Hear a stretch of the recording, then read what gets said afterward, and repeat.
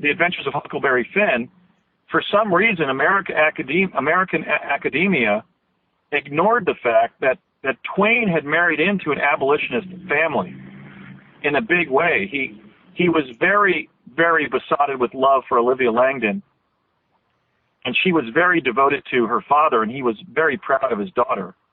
And she was outspokenly an advocate of abolition as a young woman, even as an adolescent.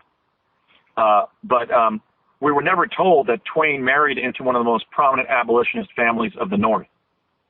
In the same way that we were never told, at least until recently, that the reason that the South seceded when Lincoln was elected, because his campaign song, Lincoln and Liberty, had been written by the Hutchinson Singers, who were bedrock abolitionists from New Hampshire, who were literally announcing that with Lincoln's election, we would see the end of slavery in the South. In fact, indeed, throughout the entire country.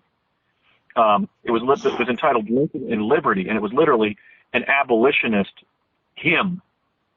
And that caused the South to believe that Lincoln would truly be the abolitionist president, despite his fence sitting during his career.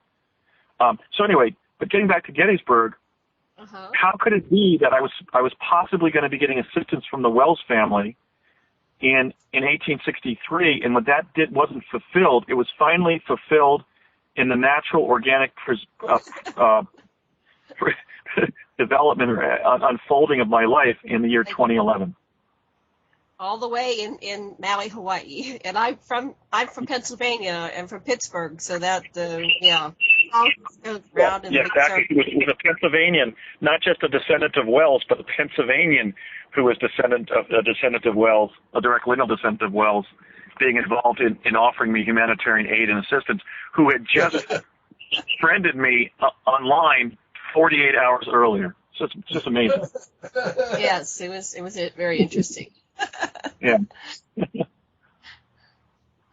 All right, so back to 2013. Oh boy, our show is, we have like 30 minutes, less than 30 minutes left. Okay, where do we go? There's a lot of stuff to cover. I'm really interested in the larger implications of time travel, particularly in terms of the entire planet. There's some implications that if a person can be shifted in time, that maybe whole planets can be. And I wonder if you'd address that.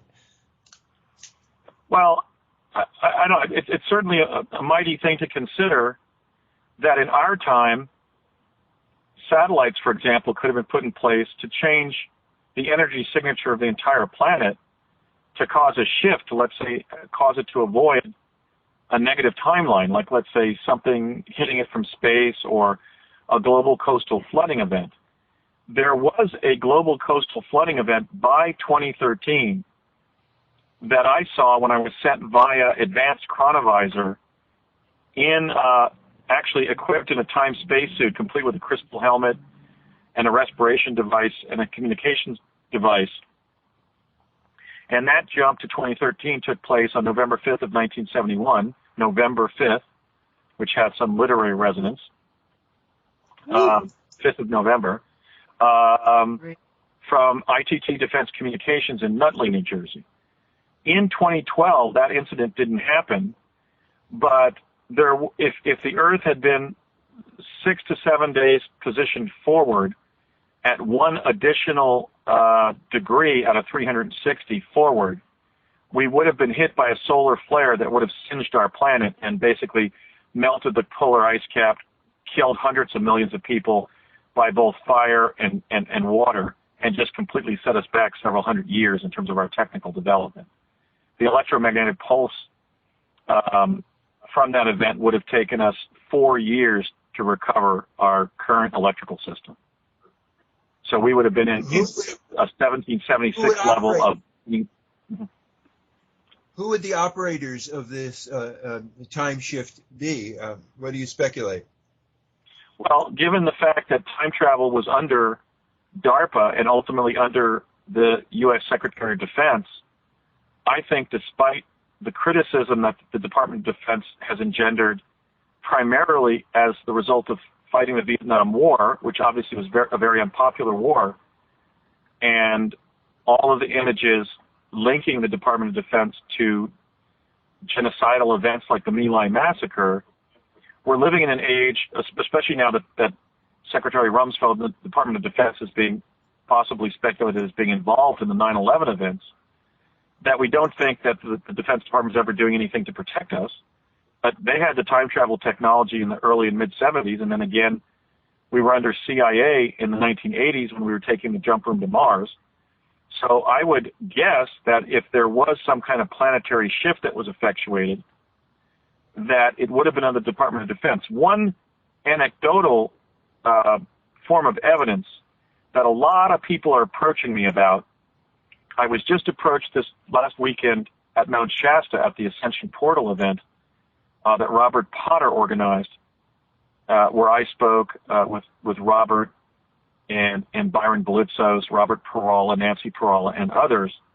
What a lot of people were coming up to me and asking was that in their personal life, they feel they've had a shift that's occurred over the last 10 years from basic parameters that they were apprehending psychically and thinking about personally would be in their life around this time. Things like what their area of professional emphasis is, who they're involved with interpersonally, whether it's a marriage or a boyfriend-girlfriend relationship.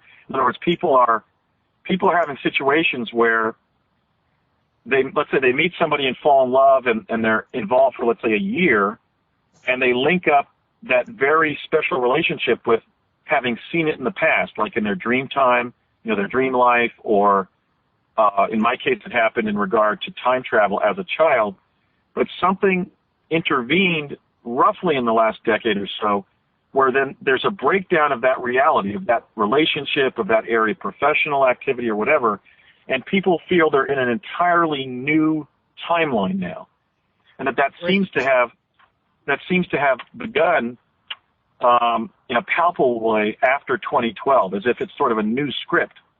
So people are working through some.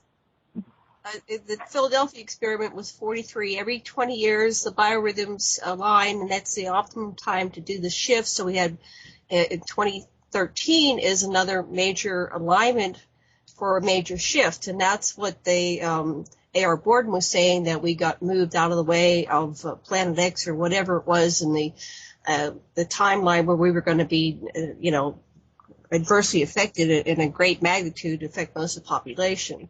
So we're looking at this information just like you were last weekend at the conference.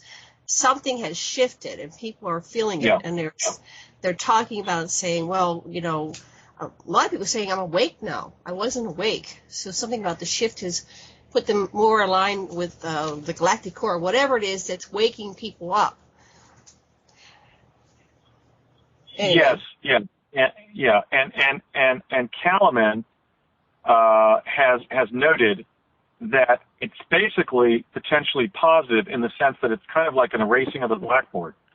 That the post-2012 timeline is a new one, that while people will find themselves improvising more, it offers the opportunity to improvise, which adds a kind of a spontaneity to human affairs and to our own lives.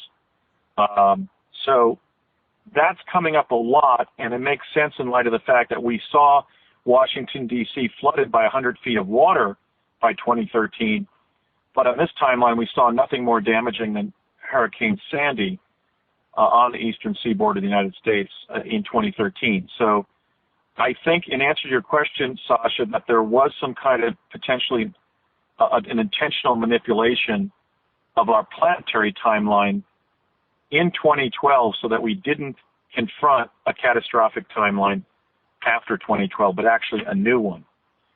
And that brings its own opportunities and challenges. The technology that you encountered, was it all human-made, or was it extraterrestrial, or a combination?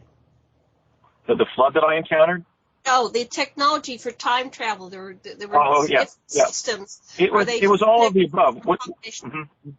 Yeah, go ahead. What they did is Project Pegasus was basically a big intelligence funnel into which they put, for example, ancient technology like time travel technology, or what they thought might be time travel technology from the Sumerian, Babylonian, Egyptian epochs of human civilization. They put foreign technology from the Nazi German and Soviet Russian time travel experiments, like the Nazi Bell, and Soviet teleportation, which was ongoing, those R&D activities.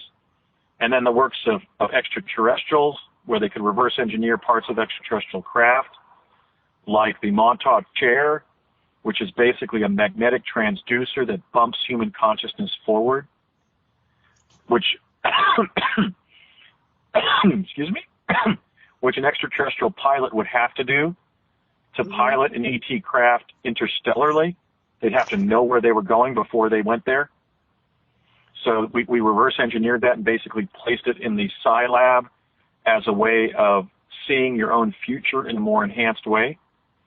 And then also just the works of contemporary geniuses like Nikola Tesla on teleportation, and then Father Pellegrino Ernetti, Agostino Gemelli, and Enrico Fermi in the case of the chronovisor.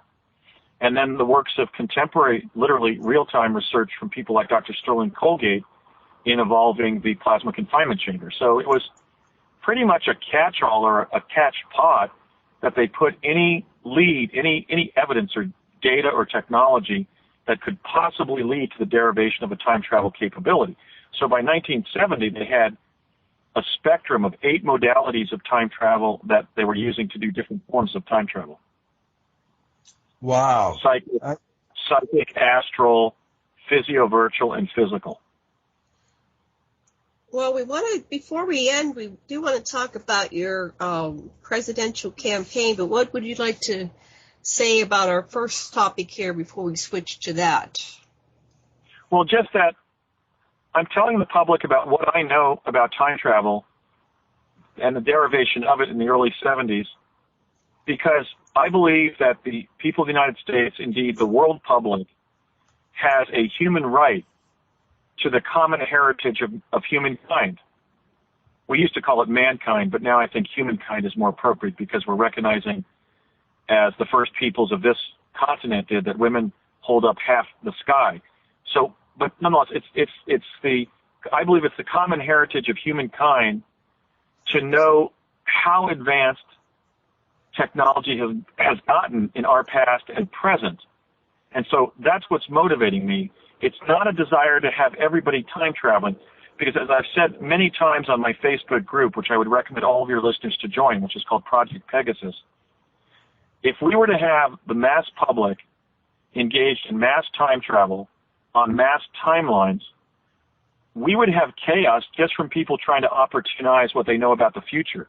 For example, imagine how screwed up the financial markets would get and the damage it would do, for example, to startup enterprises if people were playing initial public offerings just by being able to identify which IPOs were the next Microsoft and Apple corporation. Yes. You know? So I'm not advocating mass time travel, and in fact, I'm advocating secret time travel continuing to go on within the U.S. government, because I believe that we are the greatest nation on earth, and if anybody's going to get that intelligence derived from time travel to the past or future, as long as we can democratize the situation from where it is now and turn our great country away from the transition from democratic capitalism to fascism that it's on and move it back to the direction it was going earlier in the last century, which was transitioning from democratic capitalism to new forms of socialism, I think we can rescue the American experiment and trust the American government with that information. But if we let the mass public time travel, we're going to develop even sharper gradations, for example, of wealth stratification, and that's not going to be beneficial. But what I'm speaking out for, what I'm advocating is, in the wake of these revelations about time travel, is once everybody understands that I'm telling the truth and that these technologies actually exist within the U.S. defense community, and if they haven't been employed, we need to take them out of mothball.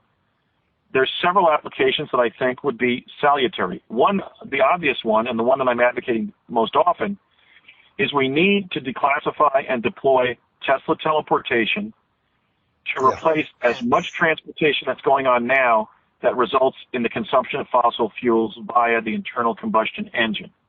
I believe that Vice President Gore was correct where he says in his book, Earth and the Balance, that environmentally speaking, the greatest disaster of the 20th century was the invention and widespread deployment of the internal combustion